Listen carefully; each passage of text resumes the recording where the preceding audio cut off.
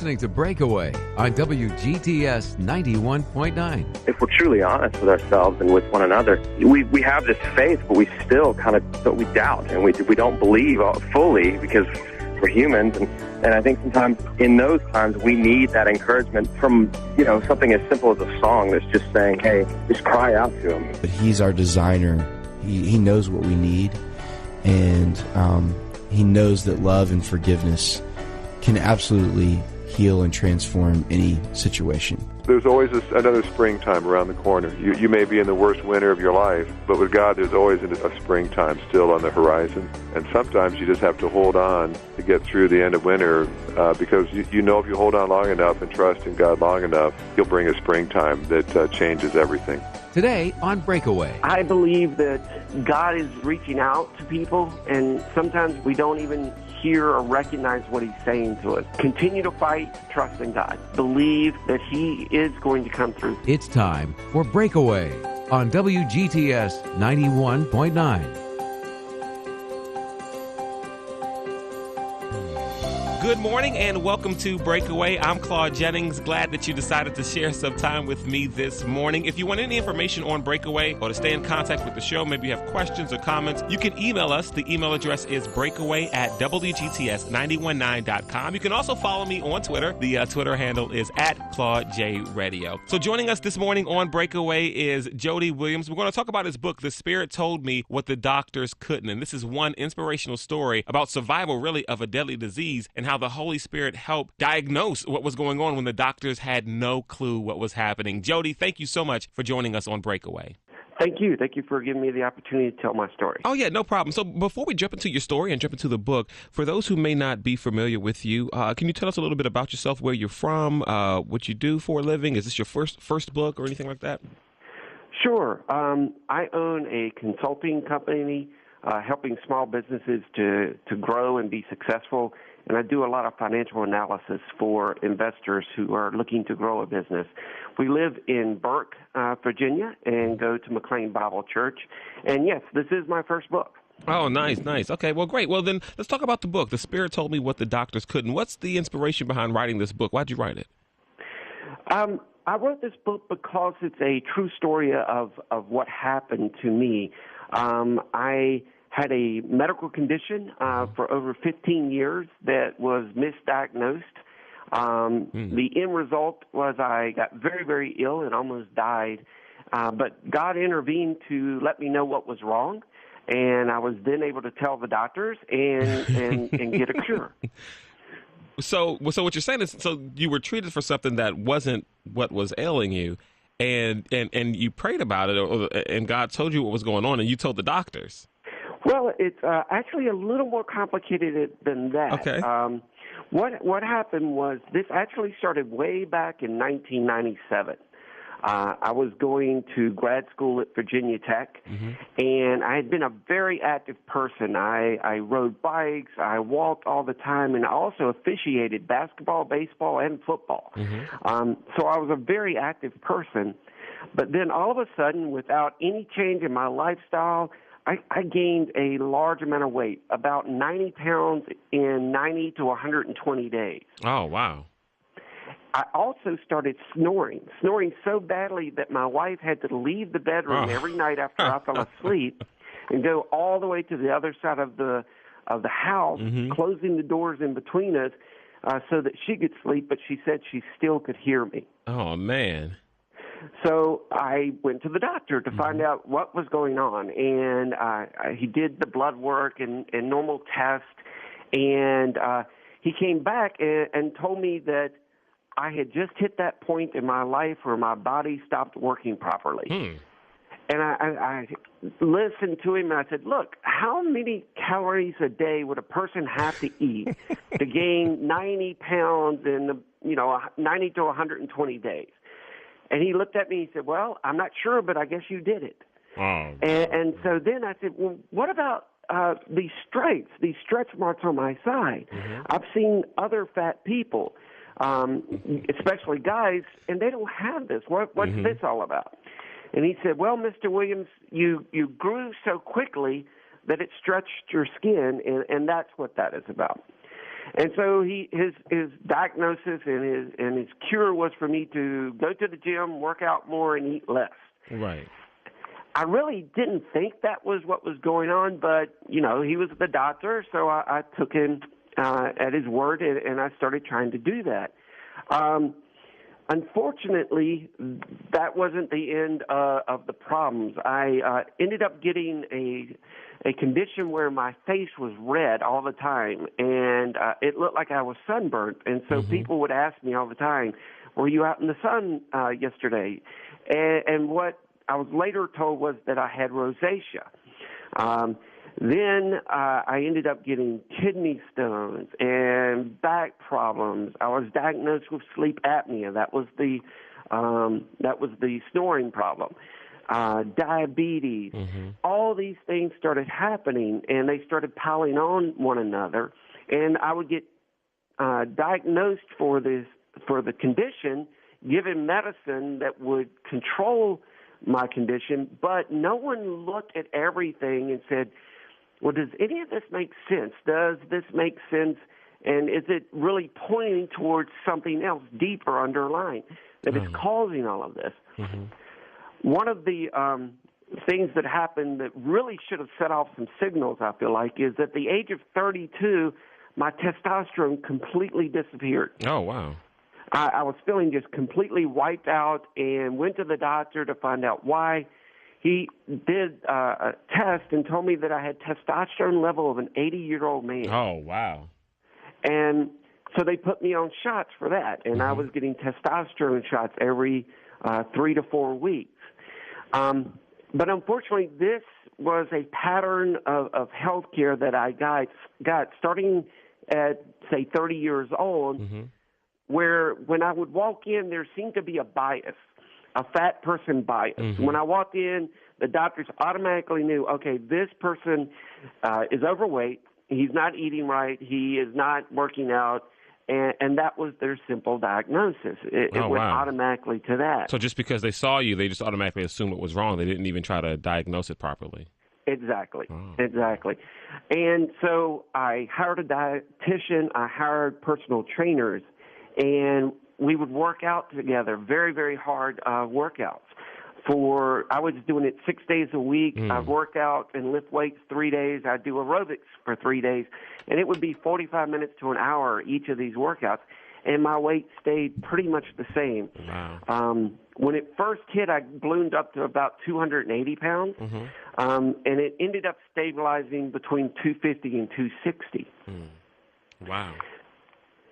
So what it finally hit a bit of a terminal point in 2012. What happened was I was on vacation with my family, and I got severe stomach cramps. And I thought maybe I had eaten something that had made me sick, but as the night went on and into the morning of the next day, it was just terrible. And so I told my wife we had to go to the emergency room. And so when I got there, they did some CAT scans and different type of tests and determined that my colon had ruptured. Oh, wow. And so they put me on high antibiotics and pain medicine, and eventually 2 days later, they transferred me back here to the Washington, D.C. area, where I was taken to the Virginia Hospital Center, When I got there, the doctors redid some tests, and my surgeon came in, and she immediately said, Mr. Williams, we have to take you into emergency surgery. And the condition has worsened, and we need to do something immediately. So I went in for surgery for about 6 hours. When I came out, they took me to the recovery room, and they went and talked to my wife and my mom and told them that I had about a 50-50 chance of making it through the next 48 hours. Oh, wow.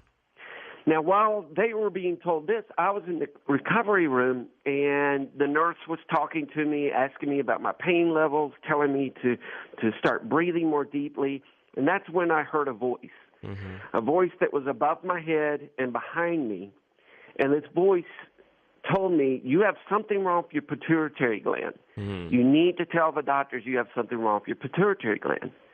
And this voice repeated this over and over because I was still very, very drugged. I had just come out of surgery. I was trying to come out from under the anesthesia, and I was on heavy pain medication. And I kept asking this voice over and over, now what is that again? Which gland? I honestly don't know if I was speaking out loud or not, right. but this voice repeated it over and over. About 2 hours later, they took me up to my room, and I told my mom and my wife that I had heard a voice, and it told me I had something wrong with a gland, and it began with a P. Mm-hmm.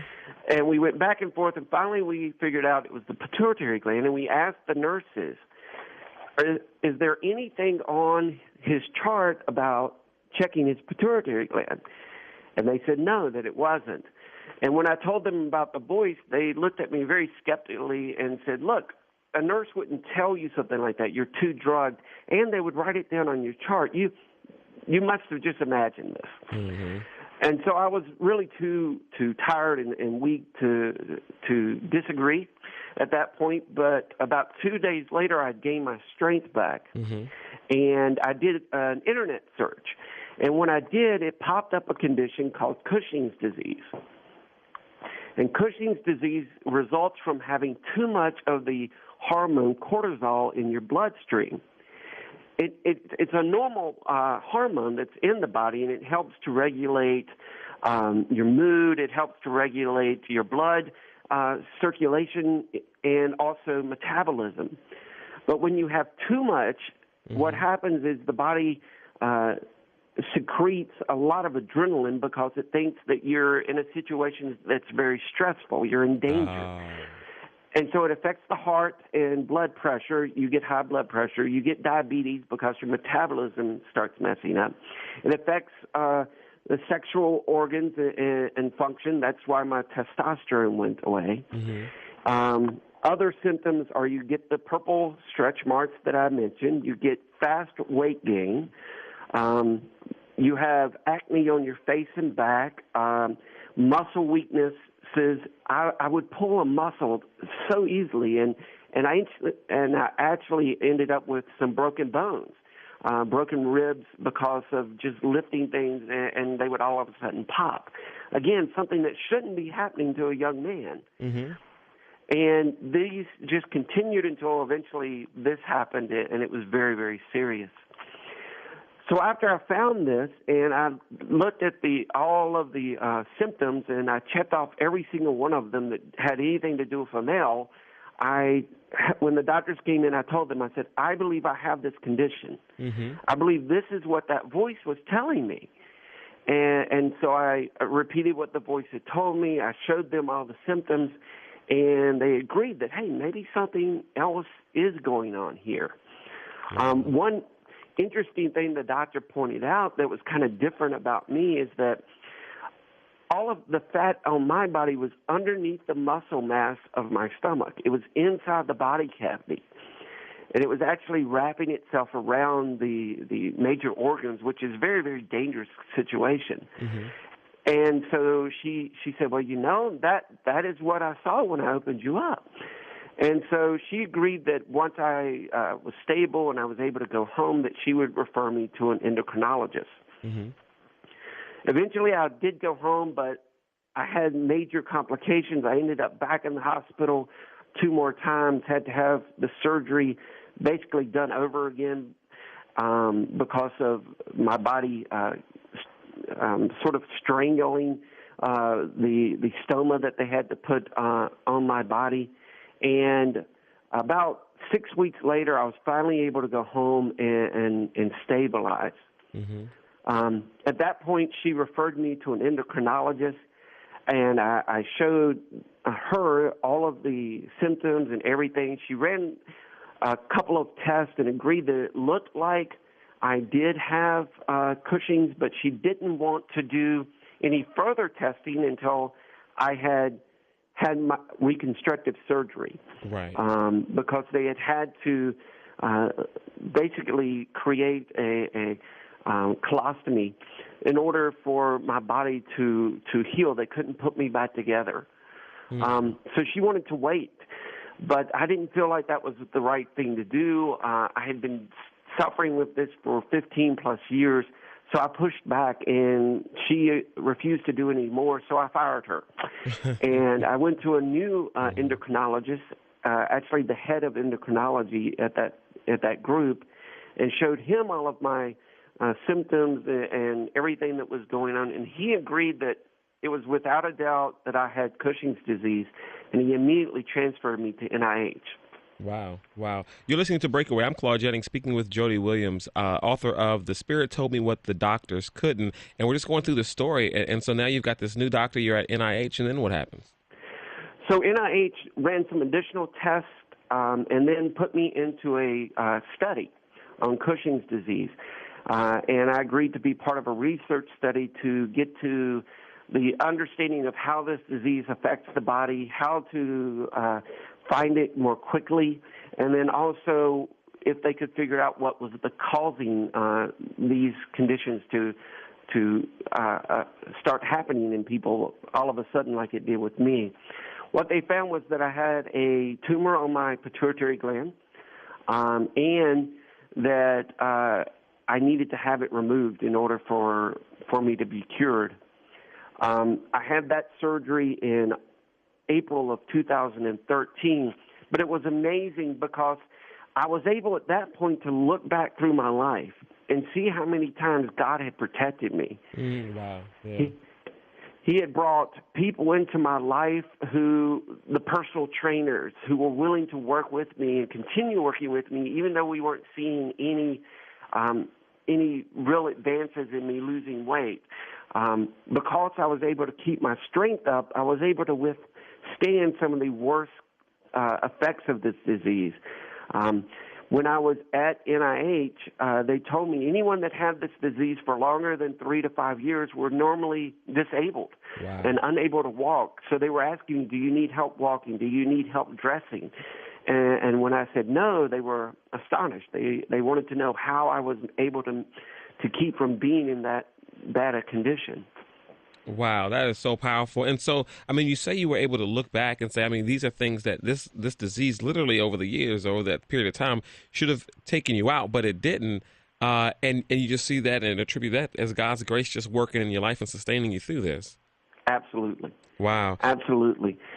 And so that really is where I first got the understanding that I needed to write a book, that I needed to tell people about this condition, and also about how God just protected me. When I got to NIH, I was scared to death. I mean, I was looking at brain surgery. Right. And there was a lady there who checked me in, and after she got through with all the paperwork, we were walking back down towards the elevators for me to go up to the hospital suite, and she stopped. She said, Mr. Williams, I think I forgot something. Can you come back to the office? And so I said, sure. I went back thinking I had some more papers I needed to sign, and she said, Mr. Williams, the Holy Spirit spoke to me when I was walking with you and told me I needed to pray for you. Wow. And she just took my hands and she prayed and she claimed God's healing over me and told me there would be angels in the emergency room and in the surgery suites with me and for me not to worry. And it was like a weight was lifted off my shoulders, and I just knew then I was going to be okay. And God just did this throughout my life. In fact, if we were originally in North Carolina before we moved here to D.C., if I had not been here in D.C. where there were specialists who could have saved me, I probably wouldn't be alive today. Wow. And my death certificate would say that I died due to being an obese person. Right. Wow, that is so powerful. You're listening to Breakaway. I'm Claude Jennings. So when you heard that voice, I mean, you felt that there was no doubt, but was anyone else skeptical of that? Because sometimes people can hear that and say, maybe it was the medicine, you were just out of surgery. Absolutely. It's really been incredible as I've told my story. Even before I wrote the book, I told some doctors about it, and some of them were skeptical. Since writing my book, I've had people post that they thought it was a ghost from the hospital or some deep lost relative who had already died that came back to tell me. And my response has been no. It was God. That's it was right. an angel. It was the Holy Spirit. It was God telling me what was wrong. And so this has been a great opportunity for me to be able to tell people about God and to tell them to trust him and believe that no matter what they're going through, that God is going to come through for them, that he is right in the middle of this. Even if you can't feel it, you can't see it, and you're looking around saying, how is this going to turn out for good? God is right there, and he's holding you in his arms, and he's going to protect you. Wow, that is so powerful. So then now, after all that happens and the brain surgery, what was recovery like? And you start to share the story, you write the book. How have people been receptive to it? I mean, I heard you talk about the skepticism, but I'm sure there have been those who can relate to this, and it's probably encouraged many people as they go through maybe some similar situations. Yes, absolutely. It's wonderful. Since getting the brain surgery, I had to have reconstructive surgery in September of 2013. But here we are 2.5 years later, and I am off all medication. Wow. I feel wonderful. I have lost all the weight that I was carrying extra. Oh, wow. I'm down to about 190. I just have all this energy. It is wonderful. I feel like a new person. And so people who have known me and didn't know about this, when they read the book, they've come back and just said, wow, Jody, I had no idea all this had happened to you. Wow. And that gives me the opportunity then to talk to them about Christ. Right. And yes, I've had the skeptics, but even those I've been able to challenge and have them at least wonder in their mind. Plant that seed, as God tells us to do. and they have to start thinking about, well, what if he is right? What if it's not some ghost or whatever else they may want to believe it is? And it has been encouraging to people. But there is one unhappy thing, discouraging thing, I guess I should say, and that is that I have seen other people who I believe are suffering with this disease that have not been diagnosed. I believe it's more common than the medical community is recognizing. It's classified as a very rare disease. But I have seen other people walking around that have the characteristics of a very large, extended stomach, but the rest of the body is still normal shape, and red face that's round. And I've wanted to walk up and say, do you have purple stripes on your side? But, of course, sometimes I've done that. Sometimes I've felt that I shouldn't say that because I didn't want to upset anyone. But I want to raise awareness of Cushing's disease because I do believe that there are conditions out there that people are walking around with and not been diagnosed. Yeah, no, wow, that is so powerful. And and I bet you have this message too. I mean, when you hear a voice, telling you something, no matter how opposite it is from what doctors may say or what your bank account may say or something like that, that you've got to go with what you hear God telling you. Absolutely. Absolutely. If I had not listened to that voice, I don't think I would have been diagnosed. I would still be suffering from all of the conditions, and my body would continue to get worse and worse and worse. And I have no doubt that I would have died an early death, and it would have been on my death certificate that he died due to a heart attack or a stroke or some other reason due to obesity. Wow. And I would not be alive today. Wow, that's so powerful. So in our last remaining minutes, again, you're listening to Breakaway. I'm Claude Jennings, speaking with Jody Williams, author of The Spirit Told Me What the Doctors Couldn't. There's so many times that we hear there's just negative story after negative story after negative story, bad report after bad report after bad report. And someone listening right now could use that same voice that came to you post-surgery to tell you what the issue or problem was. Can you just encourage someone right now who could just use something, the Holy Spirit or a person to just encourage them in the situation that they're in right now? Absolutely, absolutely. I believe that God is reaching out to people, and sometimes we don't even hear or recognize what he's saying to us. And it could be that, and I pray this is true, that someone is listening today that has been searching for answers, and their body just isn't working right, and they have now heard my story. And in fact, I would encourage them to go to my website, www.thespirittoldme.com. God could be speaking to you through that and saying, keep fighting, keep pushing against the medical community and asking for deeper, better answers than it's just your fault or your body has just stopped working correctly. Well, that may be true, but there's a reason why. So why is that? And so I want to encourage people to continue to fight, to not get discouraged, and to put their trust in God and just believe that He is going to come through for them. Wow, that's Jody Williams, author of The Spirit Told Me What the Doctors Couldn't. And Jody, what's the website again? www.thespirittoldme.com. Thank you so much, sir, for joining us this morning on Breakaway. Thank you. All right, that was Jody Williams, author of The Spirit Told Me What the Doctors Couldn't. Thank you so much for spending time with us this morning. For more information on Breakaway, be sure to check out WGTS919.com. You can email us, breakaway@WGTS919.com. Also, you can follow me on Twitter. The Twitter handle is @ClaudeJRadio. Thank you so much for spending time with us this morning and listening to WGTS 91.9. This is Breakaway.